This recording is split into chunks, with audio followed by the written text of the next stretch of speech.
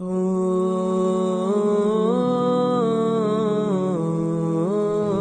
ছেলে মেয়েদের লালন পালনের ক্ষেত্রে যখন আপনি মেয়ের বিবাহ দিতে যাবেন তখনও ভালো ছেলে দেখবেন। কোন দিক দিয়ে? চরিত্রের দিক দিয়ে, দিনের দিক দিয়ে। নবী করিম সাল্লাল্লাহু আলাইহি ওয়াসাল্লাম তাই বলেছেন। কারণ আপনার মেয়ে আর ছেলের মাধ্যমে আবার ছেলে মেয়ে জন্মিবে, তাদের লালন পালন হবে। যদি এই আপনি যে মেয়ের বিবাহ দিতে যাচ্ছেন সেই ক্ষেত্রে ভালো ছেলে যদি বাছাই না করেন, তাহলে হবে কি, যেই ছেলে মেয়েগুলি জন্মায় বাবা খারাপ বেনামাজি, আবার ছেলে মেয়ে কোত্থেকে নামাজি হবে? বাবা পাপ করে, হারাম খায়, ছেলে মেয়ে আবার হালাল খাওয়া, তো সৎ কি করে হবে, নেক কি করে হবে? সুতরাং বিবাহ মেয়ের দেওয়ার ক্ষেত্রেও নবী করিম সাল্লাল্লাহু আলাইহি ওয়াসাল্লাম ইরশাদ করেছেন, ইযা খাতাবা ইলাইকুম মান তারদাউনা দীনাহু ওয়া খুলুকাহু ফাযাওয়িজুহু।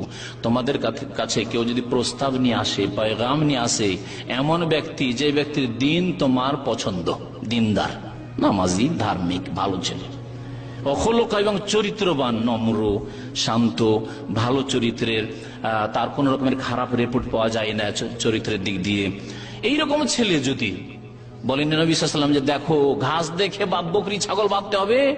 আমাদের দেশে জাহেল গ্রামদের কথা ছোট কাল থেকে আমরা শুনে আছি। মেয়ের বিবাহ দিতে যেত আমাদের দেশের মন্ডল মাতাব্বররা, আর বলতো যারে ঘাস দেখে বকরি বাঁধবি না, মানে মেয়ের বিবাহ দিলে দেখতে হবে যে ধন সম্পদ আছে কিনা, জমি জায়গা আছে কিনা। নবী করিম সাল্লাল্লাহু আলাইহি ওয়াসাল্লাম এই কথা বলেননি। দিন দেখো, আখলাক চরিত্র দেখো, ব্যবহার দেখো, আর নামাজ রোজা দেখো, তার ঠিক আছে কিনা। যদি না করো তাহলে পৃথিবীতে বিপর্যয়। যদি ভালো একটা ছেলে, চরিত্রবান ছেলে পেলে, নামাজি ছেলে পেলে, না না না, ওর কিছুই তো নেই, গরিব ছেলে, কি খাওয়াবে, কি করবে, দিলেন না, তাহলে পৃথিবীতে বিপর্যয় সৃষ্টি হবে। এইভাবে মেয়ের বিবাহ হবে না, বিবাহ হবে না, বিবাহ হবে না।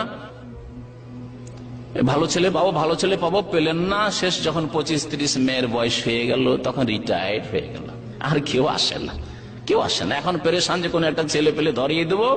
আপনার মেয়ে বিএ পাস ছেলে আসে না, ম্যাট্রিক পাস ছেলে আসছে, 9-10 পড়া ছেলে আসছে, 8 পাস ছেলে আসছে, অনেক এইরকম ঘটনা দিয়েছে। আসে না বিয়ে করার জন্য কেউ, আর বিয়ে করতে চায় না 25-30 বছরের মেয়েকে কেউ। সুতরাং এইরকম ভুল করবেন। নবী করিম সাল্লাল্লাহু আলাইহি ওয়াসাল্লাম একবার আলী রাদিয়াল্লাহু তাআলা আনহুকে একটি উপদেশ দিয়েছেন, সেই উপদেশটি শোনাই। আলী ইবনে আবি তালেব বর্ণনা করেছেন, তিরমিজিতে হাদিসটি রয়েছে, হাদিসটি হাসান। বলছেন রাসূলুল্লাহ সাল্লাল্লাহু আলাইহি ওয়াসাল্লাম একবার বলেন, কাল আল্লাহু ইয়া আলী, হে আলী, জামাইকে বলছেন, হে আলী, সালাসুন লা তুআখিরহা, তিনটি বিষয় বিলম্ব করিও না। আর আজকালকার শিক্ষার জামানায় অধিকাংশ মানুষ এই ক্ষেত্রগুলিতে বিলম্ব করছে। as-সালাতু ইযা আতাত, নামাজের যখন অক্ত হয়ে যাবে, নামাজের সময় হয়ে গেছে, তাড়াতাড়ি নামাজ পড়ো। এমন নয় যে না খেলাটা দেখে নি, না আমার কাজটা সেরে নি, পাক শাক সেরে নি, এই করিয়াছে, পরে নামাজ পড়ে নেবে। এখন তো 11:30 12টা হইলো, দুটোর সময় পড়লেও তো চলে জোহর। আচ্ছা শুয়েছি, আসর নামাজ 5টার সময় পড়লেও তো চলে না। সবাইকে বলছি, পুরুষদেরকে বলছি, নারীদেরকে বলছি, বোনদেরকে বলছি, যে নামাজের ক্ষেত্রে বিশেষ করে মহিলারা যেহেতু তাদের জামাত নেই, আর বাড়িতে হয়তো একা নামাজ পড়বে, ভাবছে যে 3:30-4টার সময় আবার নামাজ পড়ার কি জরুরি, ঘুমিয়ে যায়, 5:30টার সময় উঠে নামাজ পড়বো, এটাই তো আমার নামাজ। পুরুষদের না হয় জামাতের ব্যাপার স্যাপার আছে, জামাত 3:30-4টা না গেলে জামাতটা পাবো না।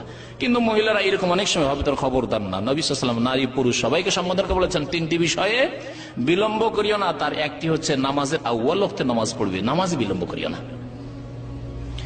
আর কি বলছেন যে ওয়াল জানাজা তো ইযা হাজারাত, জানাজা মারা গিয়েছে আর গোসল দেওয়া হয়ে গেছে, ব্যবস্থা হয়ে গেছে, এখন আর কোন রকমের আইনগত বাধা নেই, কোনো বাধা নেই। ওই ছেলে আছে কোথায় চাকরি করে, চিটাগাঙ্গে থাকে, কালকে আসবে, থাক। ওই মেয়ে আছে অমুক ডিস্ট্রিক্টে আছে, সে আসতে পারবে না, থাক না, কোনো অপেক্ষা নাই, ব্যবস্থা হয়ে গেছে জানাজার, তাহলে তাড়াতাড়ি জানাজার নামাজ পড়ে দাফন করে দাও, দাফনে বিলম্ব করিও না। যত তাড়াতাড়ি তাকে পৌঁছে দিবে ততই তার জন্য কল্যাণকর হবে।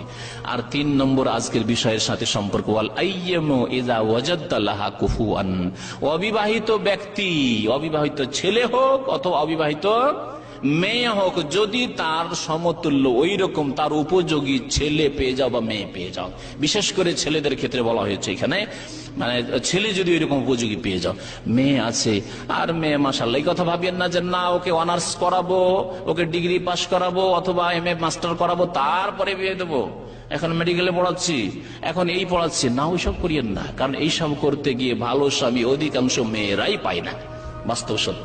নবী করিম সাল্লাল্লাহু আলাইহি সাল্লাম বড় সুন্দর উপদেশ দিয়েছেন, যখনই কোনো মেয়ের ভালো ছেলে পাবে তাড়াতাড়ি বিবাহ দিয়ে দাও, লা তুআখিরহা, বিলম্ব করিও না।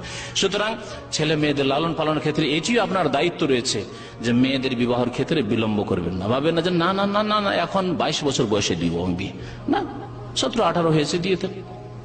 মাধ্যমিক পড়া হয়েছে, উচ্চ মাধ্যমিক পর্দার মধ্যে যতটুকু পড়াইতে পেরেছেন বিবাহ দিয়ে দেন। বিবাহ দেওয়ার পরে যদি ভালো ক্ষেত্র পান, শুধু মহিলা সমাজে রেখে যদি পড়াইতে পারেন, মহিলা কলেজে পড়াইতে পারেন, পড়ানো পড়াশোনায় বাধা নেই শরীয়তে। শরীয়ত কোন রকমের জায়েজ উন্নতিতে বাধা দেয় না। অনেকে ভাবে যে না না শরীয়ত মনে হয় এগুলোতে বাধা দিচ্ছে। বাধা কোথায় দিচ্ছে? যেখানে ফিতনার আশঙ্কা আছে সেখানে যেতে পারবেন না আপনি। যেখানে গেলে আপনার মুখ কালা হয়ে যেতে পারে। আপনার মেয়ের বিবাহ দিয়েছেন আর তারপরে আপনি তাকে সহশিক্ষায় দিয়েছেন, দেখা গেল যে আপনার জামাইয়ের মুখ কালো করে দিল, আপনারও মুখ কালা করে দিল। এমন না হয়, অন্য কোনো ছেলের সাথে যাতে না বেরিয়ে চলে যায়। সুতরাং ওইরকম ভালো পরিবেশ যদি তৈরি করতে পারেন, মহিলা কলেজ, মহিলা ইউনিভার্সিটি তৈরি করেন না। মহিলা ইউনিভার্সিটির জন্য কেন দাবি করছেন না? আজকাল বেহায়া বেপর্দা হওয়ার জন্য দাবি করছে। বিদেশে যাওয়ার জন্য মহিলারা, শুনলাম যে কোন একটি দেশের কথা, যে মহিলারা খাদেমা হয়ে আসার জন্য বিরাট মিছিল করেছে তারা, যে আমরা বিদেশে যাব।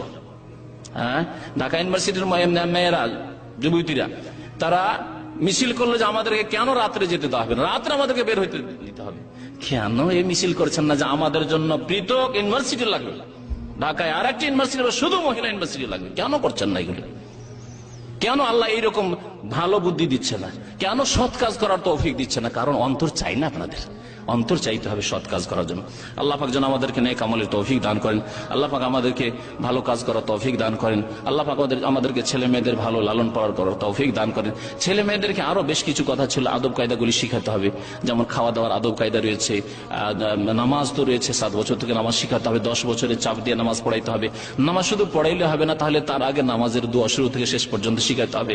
আত্তাহিয়াত মুখস্থ করিয়ে দিতে হবে, দরুদ ইব্রাহিম মুখস্থ করিয়ে দিতে হবে, আরো যেসব নামাজের দোয়া রয়েছে, তাসবিহ রয়েছে, তা মুখস্থ করিয়ে দিতে হবে। এছাড়াও যে সকাল সন্ধ্যার দোয়াগুলি রয়েছে সেগুলি মুখস্থ করিয়ে দিতে হবে। বাথরুমে গেলে কি দোয়া, শোয়ার সময় কি দোয়া, ঘুম থেকে জাগলে কি দোয়া, এইসব শিখিয়ে দিতে হবে। কোরআনে কারীমের আক্ষরিক জ্ঞান দিতে হবে, তেলাওয়াতের, যাতে করে যোগ্য করে কমপক্ষে তেলাওয়াত করতে পারে। তারপর কোরআনের তরজমা তফসির মাঝে মাঝে পড়ার জন্য, যদি আপনি স্কুল কলেজ ইউনিভার্সিটিতে পড়ান, ছেলেমেয়েরা যাতে করে কোরআনের তফসির পড়ে, আল্লাহর কিতাব বুঝে, রাসূলুল্লাহ সাল্লাল্লাহু আলাইহি হাদিস পড়ে, নবীর জীবনী যাতে করে চর্চা করে, পড়ে, যাতে করে জানে যে নবী সাল্লাল্লাহু আলাইহি সাল্লাম কেমন উত্তম আদর্শের মানুষ ছিলেন। যাতে করে আপনার ছেলে মেয়ে কলেজ ইউনিভার্সিটি পড়ে ওই ফাসেকদেরকে, লম্পটদেরকে আদর্শ মানুষ না তৈরি করে। ওই বড় যে খেলাড়ি তাকে সে উত্তম আদর্শ মনে করে, ওই নায়ক নায়িকা তাদেরকে উত্তম আদর্শ, আপনার মেয়ে ওই নায়িকাকে, ওই গায়িকাকে উত্তম আদর্শ মনে করে। যাতে এমন না করে। যদি আপনি নবী সাল্লাল্লাহু আলাইহি জীবনী পড়ান, নবী সাল্লাল্লাহু বিবিগণের জীবনী পড়ান, তাহলে আদর্শ মনে করবে মা আয়েশা রাদিয়াল্লাহু তাআলা আনহা, আদর্শ মনে করবে খাদিজা রাদিয়াল্লাহু তাআলা, আদর্শ মনে করবে ফাতেমা রাদিয়াল্লাহু তাআলা আনহা, আদর্শ মনে করবে নবী সাল্লাল্লাহু আলাইহি ওয়াসাল্লামের সাহাবিয়াতদেরকে, তাবেঈনদেরকে। এইভাবে সৎ হবে, নেক ছেলে মেয়েরা হবে। আল্লাহ পাক যেন আমাদেরকে নেক ছেলে মেয়ে দান করেন। রব্বানা হাব লানা মিন আজওয়াজিনা ওয়া যুররিয়াতিনা কুররাতা আয়ুনি ওয়াজআলনা লিল মুত্তাকিনা ইমামা। রব্বানা তাকাব্বাল মিন্না ইন্নাকা আনতাস সামিউল আলিম ওয়া তুব আলাইনা ইন্নাকা আনতাত তাওয়াবুর রহিম। ওয়া সাল্লাল্লাহু আলা নবিয়িনা মুহাম্মদ ওয়া আলা আলিহি ওয়া সাহবিহি আজমাইন।